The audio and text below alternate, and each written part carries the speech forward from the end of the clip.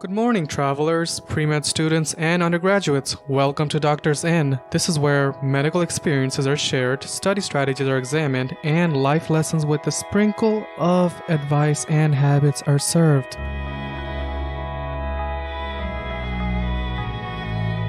Today, we have here with us Dr. Leela Athalye. Dr. Athalye is a recent board-certified dermatologist. But actually, going back to medicine, if you had to do this all over again, the med school process, the residency, and just everything, would you? Or what would you do differently? Yes. For me, I would. It was a no-brainer. It was the best decision for me. But some people get burnt out, and that can be tough for some people. For me, my specialty kind of is so diverse and unique, and just so many different things I'm doing on a daily basis that I don't really get bored of it.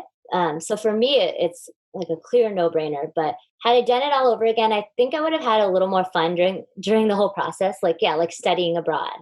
Or maybe not feeling this pressure crunch of needing to do it now, like taking a gap year isn't really the end of the world. Like going and traveling, I kind of wish I did more of that because you always feel like you're going to be so old when you get done. But to be honest, you still have your whole life ahead of you. So kind of taking it slower, maybe stopping and smelling the roses a little more would be good advice, I think.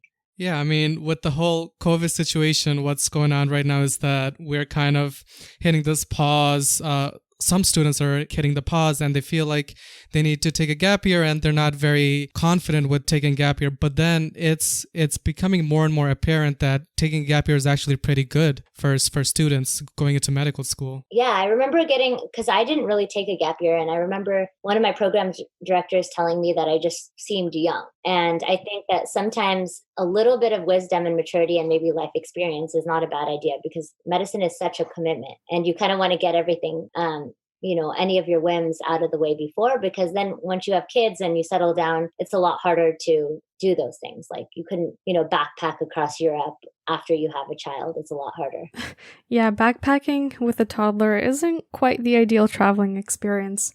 But in relevance to experiences, has there been a prominent life moment that impacted your view on medicine or further fueled the passion to go into medicine? Yeah, actually, so a family member that's really close to me got diagnosed with ovarian cancer. And it's kind of an interesting story. In medical school, I was a pretty good student. And I remember reading about ovarian cancer and it was called the silent killer. And basically by the time it's caught, it's too late. And so it was a real nightmare of mine. And in fact, some of my family members, I told them to get screened for it. But the problem is cancer, like anything else, can happen at any time. But it really is something that's so near and dear to my heart. It's almost like I've become an honorary gyn-onc because I study so much of that. I actually should be studying more dermatology, but because this is kind of still in my heart, basically. And what I would like to say about it is caught late because a lot of the symptoms are so nonspecific.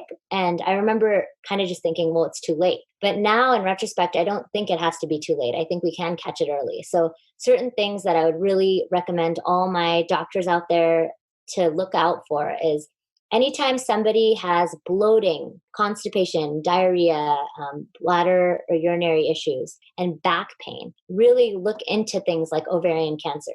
It isn't screened on a pap smear. So you can't just get a pap smear and every year you think that they're checking it out, but they're not always that great at the bimanual exam. It really depends on how good the doctor is. And that is a hard thing. The ovaries are pretty small at the beginning, in a normal human.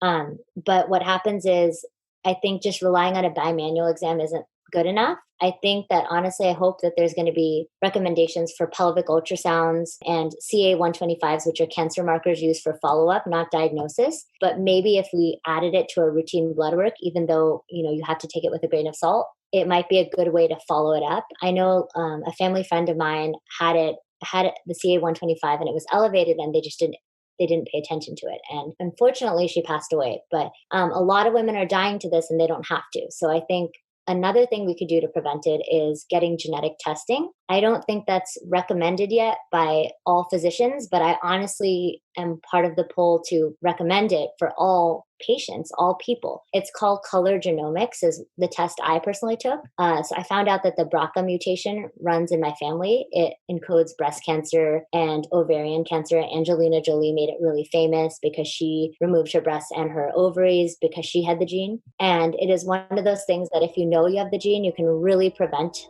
future problems, including other genes that encode other cancers. So color genomics, it's about $200. I recommend everyone get it because if you know you have the gene, you might be able to prevent a horrible disease like ovarian cancer.